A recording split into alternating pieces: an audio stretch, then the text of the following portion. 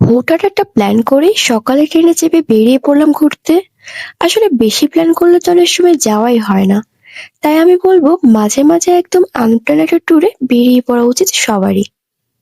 মাঝপথে ট্রেন থামলো আব্দুলপুর স্টেশনে। ভাবলাম যেহেতু যাত্রা বিরতি পেয়েছি, এক কাপ চা তো খাওয়াই যেতে পারে। চা মানেই তো যাত্রাপথের সঙ্গী। আর তাই চায়ের মজা নিতে নিতে ট্রেনের জানলা দিয়ে পাশের দৃশ্য উপভোগ করছিলাম। ও হ্যাঁ, মাঝে আমি অবশ্য নেল পলিশ দিচ্ছিলাম, কারণ ট্যুরটা যেহেতু একদম আনপ্ল্যান্ড ছিল, তাই কোনো রকম ঘুম থেকে উঠে রেডি হয়ে বেরিয়ে পড়েছিলাম। আর এদিকে পিয়াস আর তুর্য সিট না পেয়েও ট্যুরে যাবার এক্সাইটমেন্টে দাঁত বের করে খিলখিল করে হাসছে।